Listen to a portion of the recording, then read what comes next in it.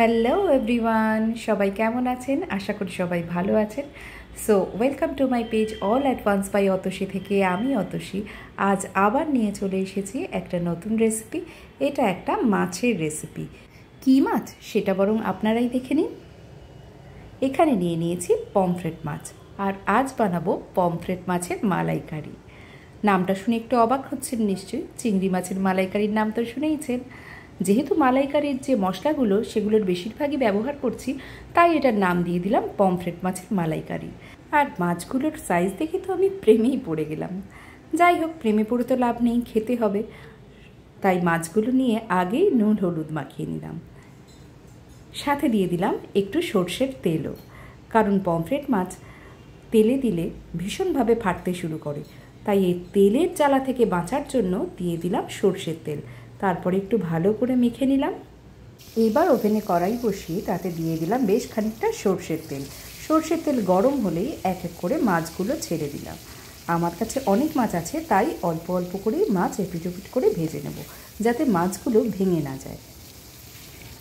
এইভাবে এপিটোপিট করে মাছগুলো সব কটা ভেজে নিলাম। দেখুন আমার সব মাছ ভাজা হয়ে গেছে। এবার চলে আসি পরের স্টেপে। তার জন্য একটা বাটিতে সাদা আর কালো সর্ষে নিয়ে নিয়েছি, সাথে নিয়ে নিয়েছি বেশ খানিকটা কাজু, আর সাথে নিয়ে নিয়েছি বেশ খানিকটা পোস্ত। এবার এই সব কিছুকে ভালো করে জল দিয়ে ধুয়ে নিলাম। এবার এগুলোকে দিয়ে দিলাম একটা মিক্সি জারে, সাথে দিয়ে দিলাম কাঁচা লঙ্কা, আর দিয়ে দিলাম সাদা দই। এবার আর কি, এই সব কিছু ভালো করে গ্রাইন্ড করে নিলাম। দেখুন কি সুন্দর মিহি করে গ্রাইন্ড হয়ে গেছে। এরপরে এই পুরো মিক্সচারটাকে একটা বাটিতে নিয়ে নিলাম। এর সাথে দিয়ে দিলাম বেশ খানিকটা সর্ষের তেল, আর সাথে দিয়ে দিলাম একটু নুন। সর্ষের তেল আর নুন দিয়ে মাখিয়ে রাখলে, ওহো সাথে আর একটু হলুদও দিয়েছি।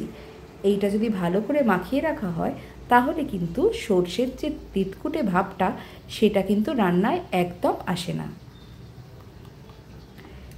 এবার চলুন তৈরি করে নিই মালাইকারি।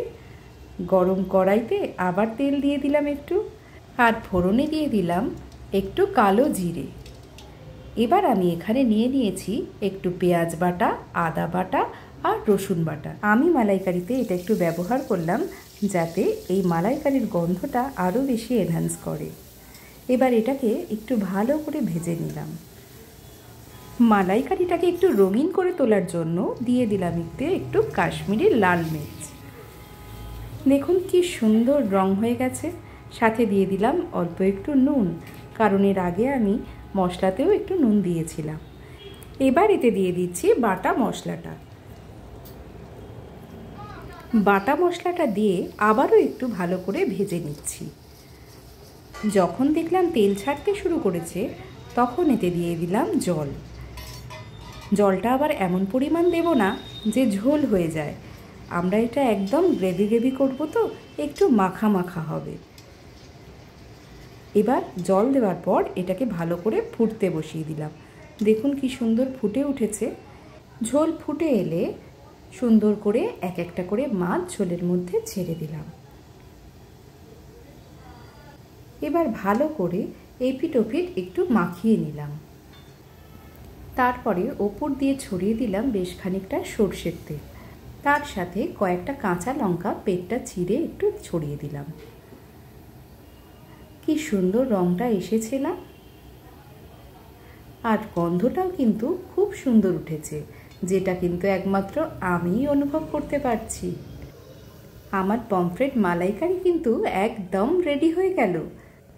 তাহলে আর কি, এবার নিজেরাও একটু বাড়িতে ট্রাই করে দেখুন পমফ্রেট মালাইকারি। আর যদি আমার ভিডিওটা ভালো লেগে থাকে অবশ্যই কিন্তু লাইক কমেন্ট করতে ভুলবেন না।